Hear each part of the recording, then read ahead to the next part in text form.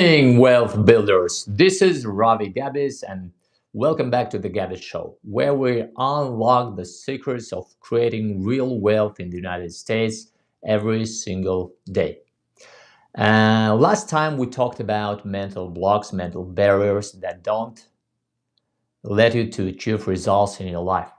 And today I want to give you a topic: how to manage money. If we circle back to the abundance strategy, I will tell you about this strategy again and again because it's the main strategy of creating wealth that really works. And all the millionaires and billionaires, multimillionaires, they created their wealth using this very strategy. So, what happens here? You earn money, spend money, something has left. And then you start investing and multiplying your capital, your money, and here's your capital that always grows. What's the most important part of this strategy? Let's check one by one. Earning money. As far as I see, everybody earns money. So you can't survive a day without getting some cash flow, getting some money. So everybody has money. Everybody has some kind of income. Someone has small income, someone has big income, but everybody has it. Then about spending. Everybody spends money, no doubt. So you have to spend. The difference starts here. Some people spend everything they earn, some people spend more than they earn, and some people spend less than they earn. And only in that situation an appears. So that's why it's very important to spend less than you earn, or it means it's important to save money. Why it's important? Because the strategy works when we invest our money. Yeah, it's the second part of the strategy. If your saving is zero, it doesn't matter how actively you invest your zero, you will still get zero. That's why it's very important to start saving money. Otherwise, this strategy does not work. So, what I often hear people say, I don't invest, or I don't know, not investing is the second step. I don't save money because I don't have enough income. So my income is small, or I will start saving money when I start making more money. Today, I want to give you a strategy how you can start doing this right away, immediately, regardless of how much money you make. Because, I was surprised when I moved to New York. I was expecting that people are making $15,000 a month here, but I found out that it's not true. Most of people make $4,000 a month, $3,000 a month. If we take the average salary around the United States, it's around $2,500. I'm not talking now about official statistics that say that annual average household income is around $70,000 a year. Most of people live for less than $3,000 a month. I have a friend of mine. I know him for maybe 25, 30 years. He's from very simple city from the United States. He's been living abroad for a long time now, and he was very surprised to hear that I'm expecting to find people who make $10,000, $15,000 a month here in the United States.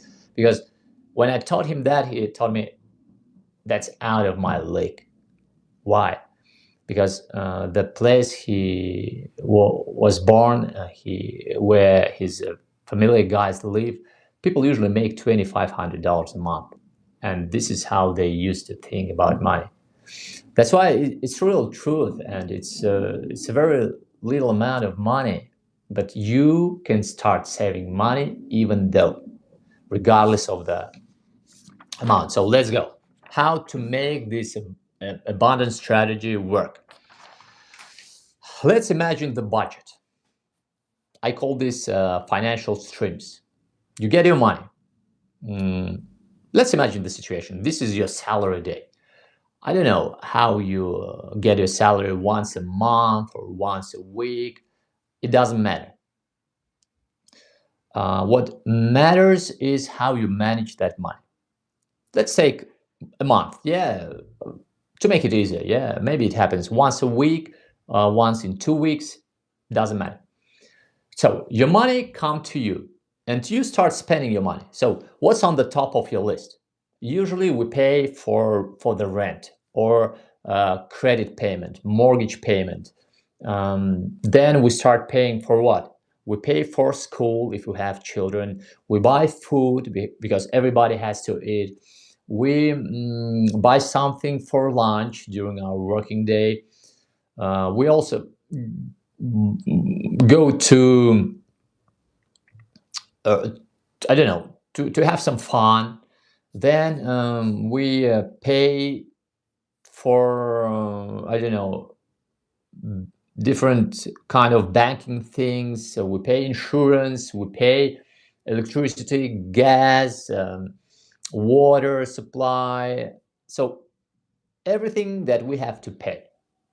And then you still have some money, but suddenly your, I don't know, washing machine is broken.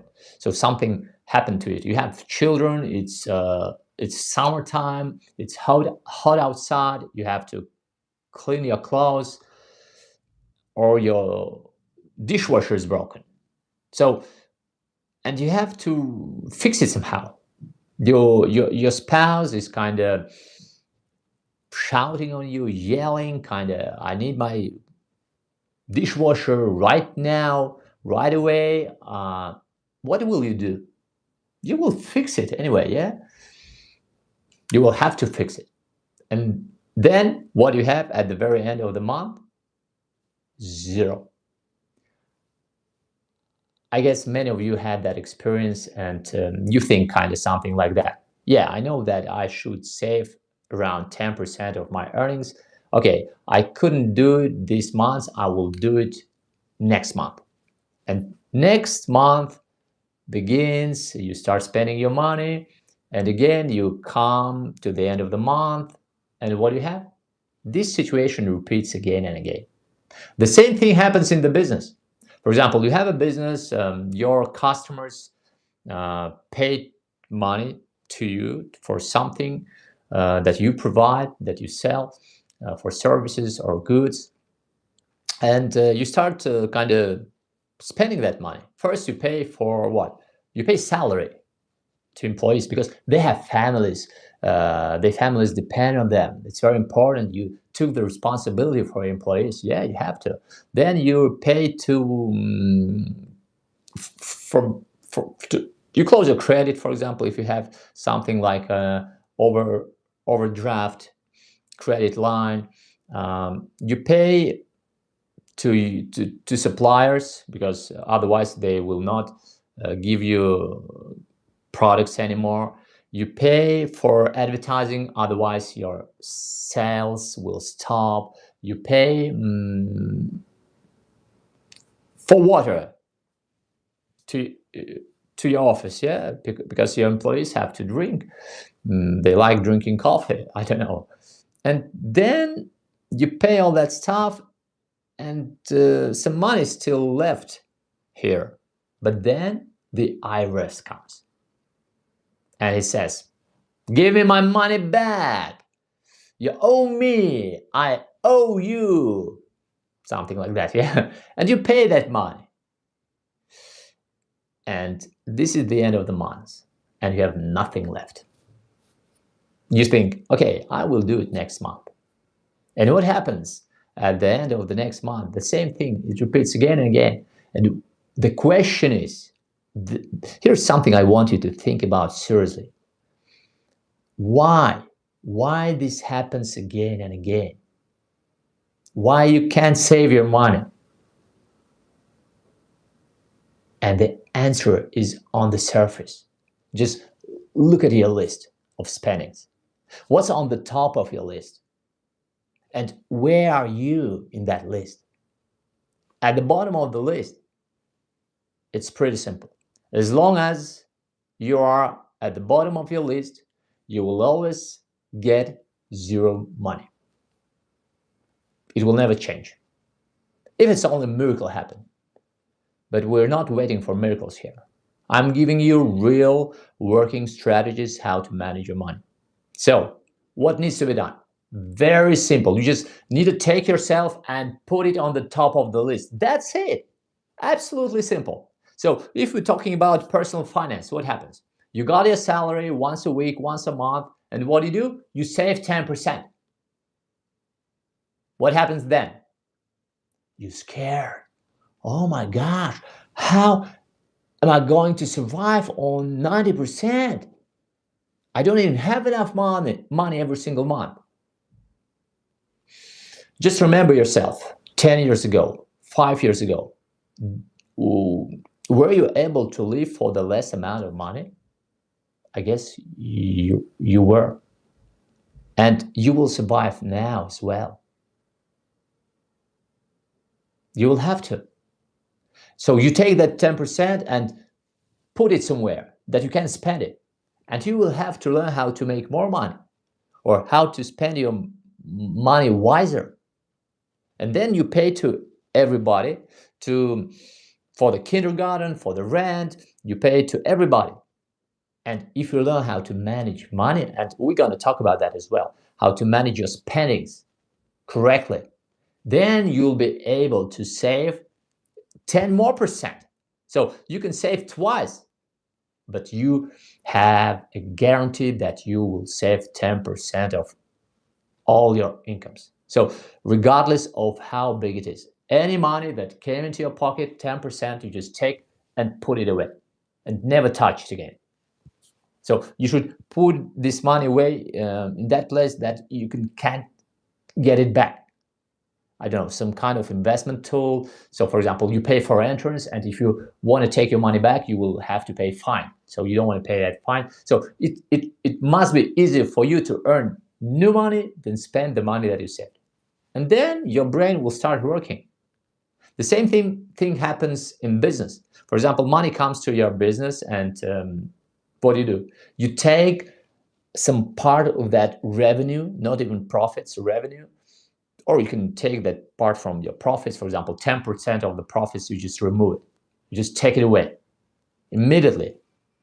Or you can take, for example, 1 or 2% from the revenue. Of course, you need to calculate how much gross profits you have, not to kill your business, but you have to do that. Otherwise, I always see the situation that entrepreneurs, they're running their companies, they have revenues, but when there's a question of getting money out of business, then the business will be strained here. Sometimes it will withdraw even a small amount of money. So you need to start getting that money in the very beginning when business has money. Because actually, this is such a funny thing about business.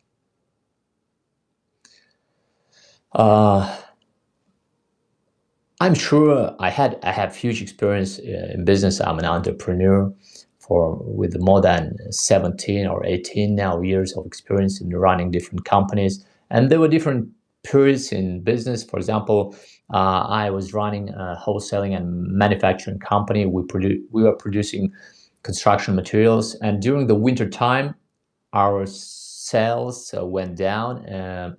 And we didn't have enough money for everything. So we were lack of money for several months until spring. And during that time, there were some problems with paying in time for everything.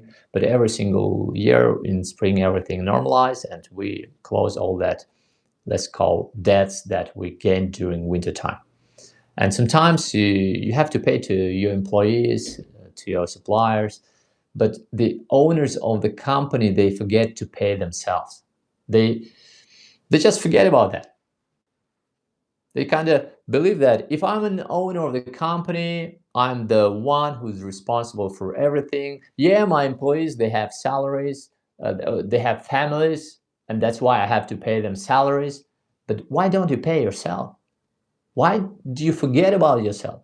Who's the most important person in your business, without whom it wouldn't even exist? Without you, without the owner. That's why the main person in the business who should be paid is the owner of the company. It's absolutely okay, and it's the correct way of doing business. Why? Because I often see the situation. The owner of the company, he's in a rush. He's doing his best to survive, to kind of provide employees, to promote company. And sometimes some people used to ask to borrow money from me. They were driving luxurious car, but they didn't have enough money to pay for gas. Could you imagine that? You can't pay for gas.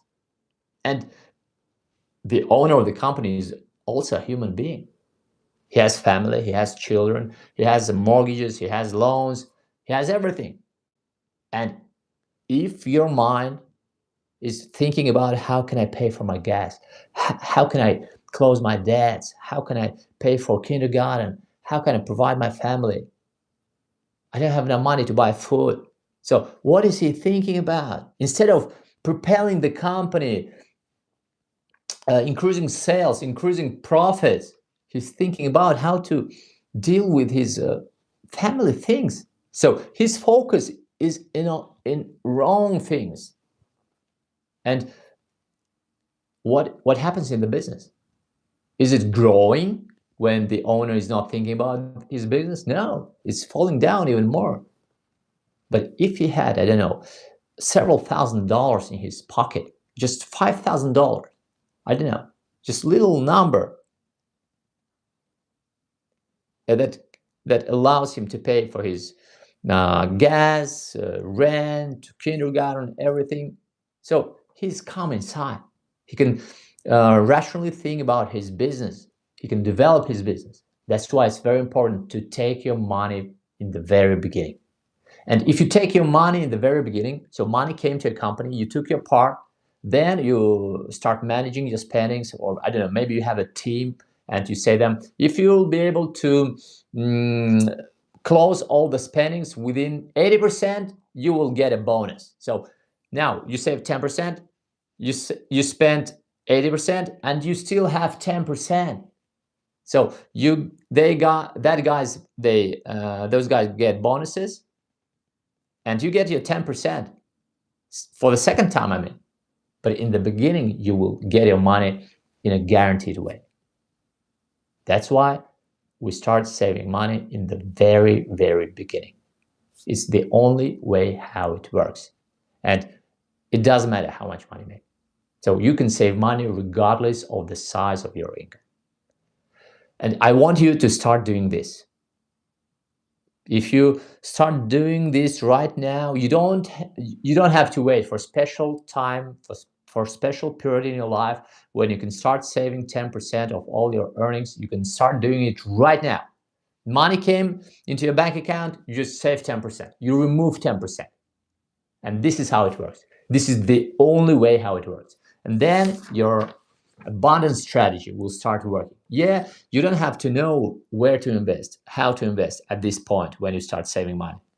But when you will start saving money, you will start the first step of creating wealth, of creating capital. I think that's enough for today. I'll see you tomorrow. Have a good one.